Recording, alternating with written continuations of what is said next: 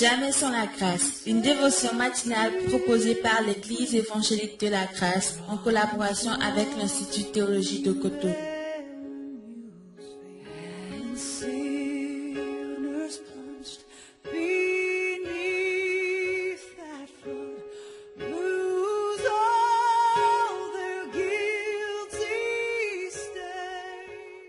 Bonjour chers amis, chers internautes, bienvenue dans la dernière dévotion de cette semaine. Que Dieu vous bénisse, merci vraiment pour votre fidélité à notre compagnie. Seigneur, merci beaucoup de bénir tous nos auditeurs, peu importe là où ils sont ce matin, ils nous suivent. Seigneur, merci de te manifester dans la vie de chacun à cause de ton nom Jésus. Amen. Alors donc, nous continuons avec ce merveilleux passage de Ésaïe chapitre 30, le verset 15 que je me fais le plaisir de vous lire encore une fois.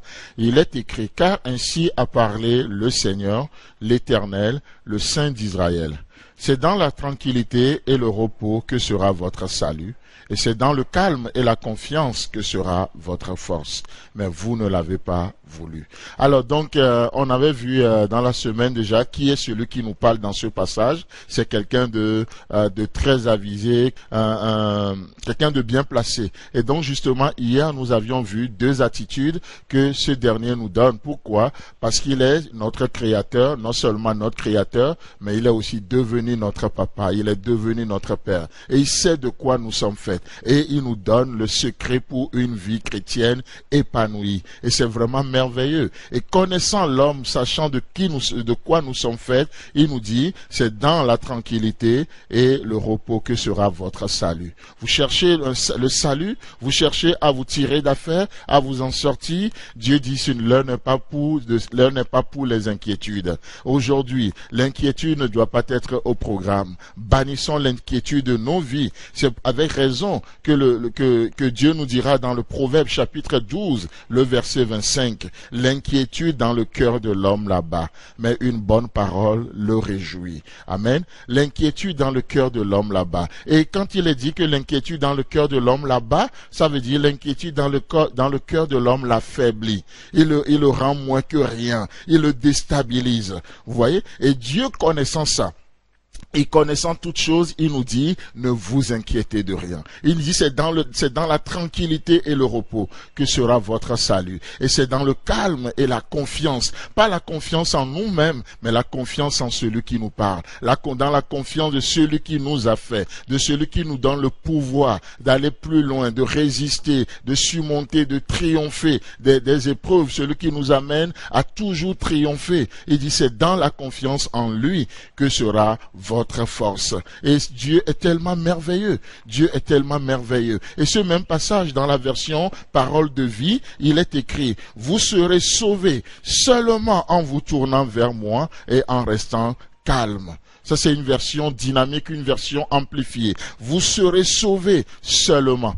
Oh, seulement, Dieu dit seulement, en vous tournant vers moi et en restant calme. Votre seule force, c'est de rester tranquille et de mettre votre confiance en moi. Je trouve ça tellement merveilleux. Ok, ça c'est l'expression vraiment d'un Dieu qui nous aime, un Dieu qui nous aime. Et vous savez quoi? Dans Matthieu 6, nous voyons toute une série de versets qui vont dans le même sens. Il est dit quoi déjà à partir du verset 25. C'est pourquoi je vous dis, ne vous inquiétez pas pour votre vie, de ce que vous mangerez, ni pour votre corps, de quoi vous serez vêtus.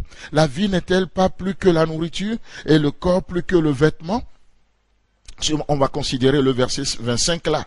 Dieu pose une question. Déjà ici, il dit quoi? Ne vous inquiétez pas pour votre vie.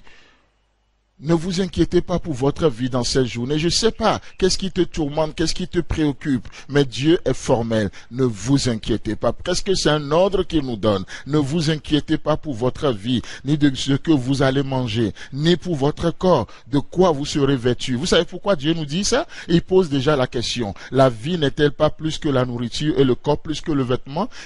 Quel enseignement Dieu veut nous donner en nous disant ça? Dieu vous dit, mais celui qui vous a donné la vie, si la vie vaut plus que la nourriture, celui qui vous a donné la vie, comment ne vous donnera-t-il pas la nourriture? Celui qui vous a donné un corps, comment ne vous vêtira-t-il pas? C'est ce que Dieu est en train de nous dire. En conclusion, celui qui peut le plus peut le moins. Si Dieu vous a fait un corps, Dieu peut prendre soin du corps. Si Dieu vous a donné la vie, alors Dieu peut vous nourrir. Dieu, celui qui peut le plus, il peut le moins. Il peut le moins. Chers amis, chers internautes, la semaine prochaine, nous allons continuer avec le verset 26. Mais aujourd'hui, vous rentrez dans ce week-end. Ne vous inquiétez de rien. C'est Dieu qui nous parle. Il est qualifié pour ça. Il a de provisions pour nous. Que Dieu vous bénisse et passez un très bon week-end et à la semaine prochaine. Amen.